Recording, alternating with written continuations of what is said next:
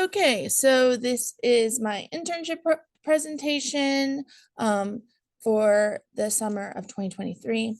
And so my name is Ashley Haynes, and I'm studying for the Master's in Learning Design and Technology with a concentration in being a school specialist. I currently work as an ITF at Winkler Middle School in Cabarrus County, and this is my 10th year in education, but also my 10th year in Cabarrus County schools. My special interests include graphic design, AI, and VR, and I love helping teachers discover their true potential of technology in the classroom. So this summer, I was honored to work with the Cabarrus County Technology Department, more specifically the digital teaching and learning sector. We are still growing in that department, so it was really cool to kind of lay some groundwork for what's to come. My mentor was Erica Williard, who is the Director of Teaching and Learning for Cabarrus County Schools. Throughout this internship, I had many tasks to complete, some of them including assigning homepages to schools in Canvas for the 23-24 school year, removing previous student teachers from Canvas, creating curriculum maps for courses K-12 and Master Connect, creating and updating the new Winkler website, and then creating a course for incoming ITFs who are joining CCS and secondary media coordinators to understand student-centered coaching. The tools that I got to use and dive a little bit more deeply into were Canvas, Master Connect, and the website. It was very interesting to see Canvas and Master Connect from the admin side, because even going from teacher to ITF, there was so many more like permissions granted. And then when you went going to the admin level, it was even crazier because you got to see like all the different things that the program can do and like what it runs and what it entails. So that was kind of cool getting to see that side. So the first task that I had to do was assign home pages to schools in Canvas for the 23-24 school year. So every summer, the ITF creates a homepage, and then that is what is used by the entire school to just kind of give continuity and consistency across the school. So this way, everybody is like, oh, that's my course for my school. And so in order to do that, they had to create the homepage, and then I had to go in and individually assign them to each school. This right here is the example of my school's homepage this year.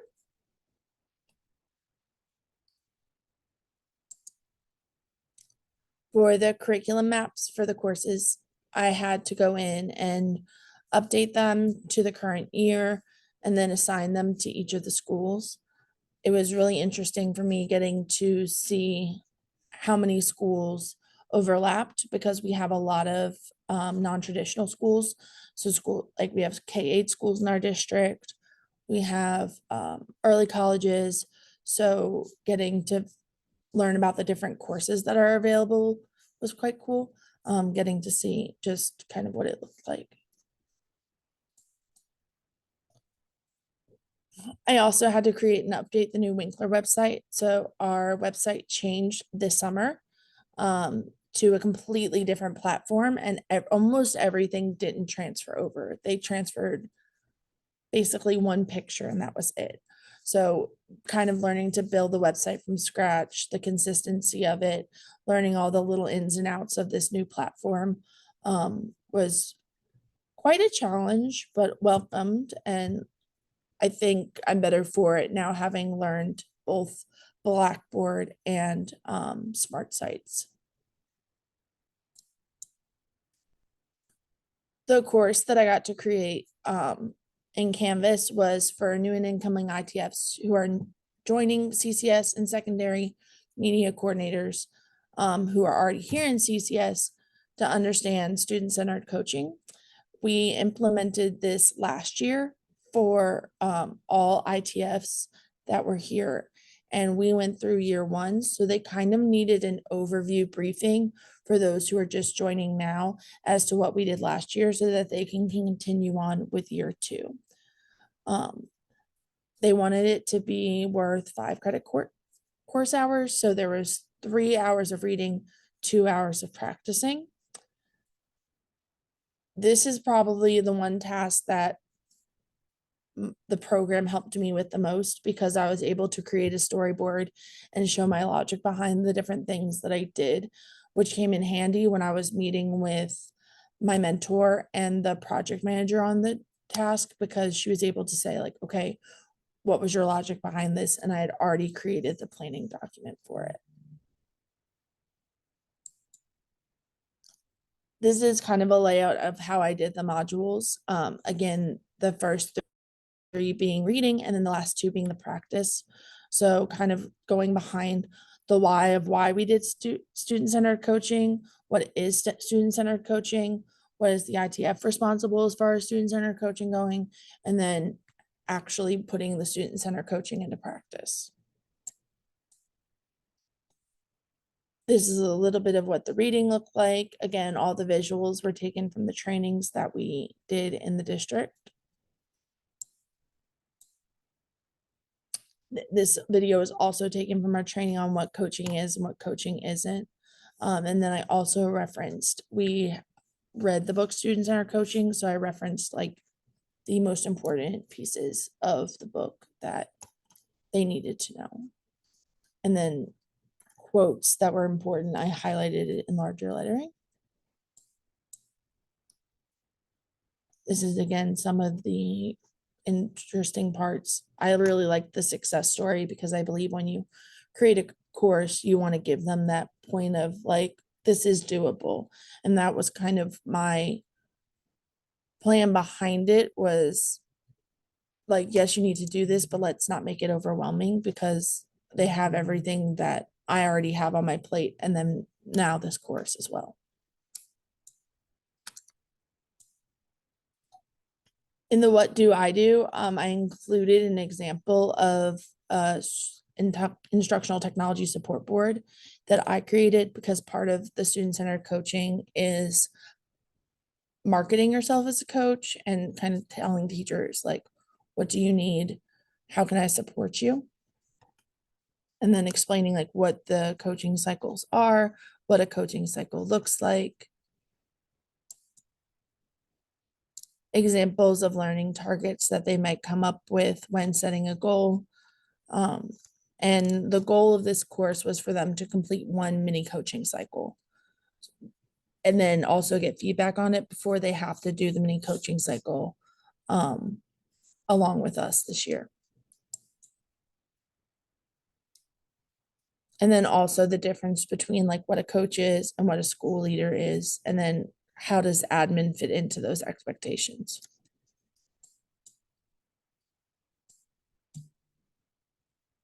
This was the part where they practiced it. So again, just reminding them that it is progress over perfection, and that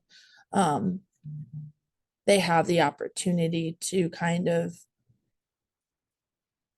almost not, I don't necessarily like to say fail, but not perform as well, and then they can still get the help needed. So the whole purpose of it is them just practicing and getting to it.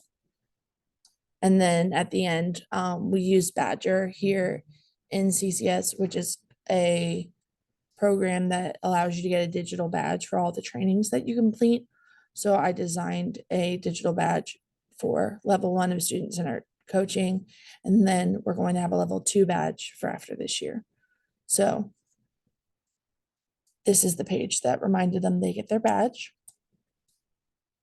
And that was kind of my internship in a whole. You're muted.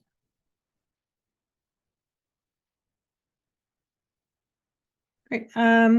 You've hit most of the things on the rubric except reflection on your experience. Can you address that quickly? Oh, yes.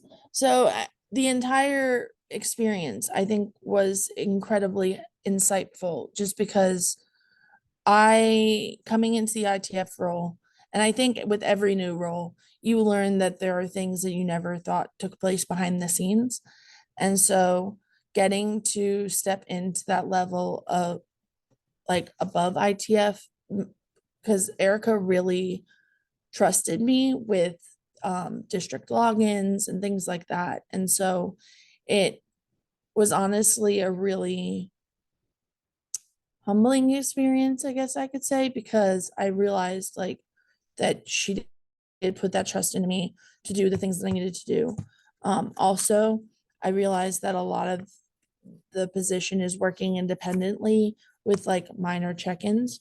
So that was something that I didn't know before, because like right now at the school level, like constantly I have I have the ability to like frequently check in with my admin. And so it was a little bit less frequent with the check-ins.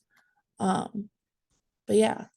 And then I think also too, one thing that I learned a lot was the importance of creating that storyboard like we created in our courses, because then when it came time to explain my logic, it wasn't so much because I thought so. Like I had the reasoning behind why I put each module where I did, and like what I put in the module and what I made stand out. So that was really, Yeah, really, could you pull that up? I saw you had it linked, but you didn't pull yes, it up. I absolutely. just wanted to see that. Do it. Oh, it's pulling it up in the, let me switch screens. And then once you walk through that, I'll stop the recording. Got you. So this was the planning document that I created, very similar to the capstone project, with the project descriptions, expectations, who would be the participants. I went through the needs assessment. So again, a lot of the participants were starting at like baseline, no knowledge of what student coaching entailed. And it was interesting because having gone through the course myself, I thought I knew what coaching was. And then we did the course and I was like, it's nothing like I thought. So then I did the context analysis. So where was the support coming from? What were the physical aspects, the social aspects, and the relevance for that? Again, the immediate gratification was very important for me with the Badger system, as well as knowing that they had that support there available for them. Then we did the instructional, and again, just with the understanding that some delivery dates may need to be adjusted to accommodate learners' needs. So if they're not understanding it, we have that ability. Again, I listed the objectives. I did the task analysis, and then went through each one, and then what was my intention behind it. So again, that was like kind of that logic piece, I guess they were asking for, like, why did you put that there? What made you kind of go that way? And the one question that they had was kind of like, what was the purpose behind module 3? And they hadn't thought of putting the marketing piece in there. They had just kind of thought about like the actual coaching piece. And for me, it was really important because if you don't establish those relationships with the teachers in your building, it's going to be really hard to come in as a coach.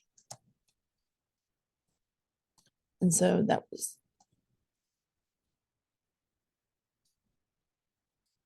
so yeah, this kind of was probably, it was one of those things that in the capstone, I was like, oh, I don't know if I'll ever use this in the educational setting, because typically my principal is just like, yeah, whatever you want to do sounds great. So then with this part, I was like, oh, it does help going beyond the school setting. Just to kind of explain what you're doing, why you're doing it, where you're going. And was this course implemented or tested with any learners? Have you gotten any feedback on it? It has not been tested with any learners. I have gotten feedback from my mentor. They absolutely loved it. They had very minor changes. And then it'll actually be sent out to the learners next week. So I'm very curious to see. And I even have some ITFs that have already completed year 1 that kind of just wanted this as a refresher, because they said after the hectic summer of just only having 2 weeks off, that they would like the refresher of it. So I'm very curious to see what they think of it and where it goes from there. Thank you. I'm gonna stop the recording.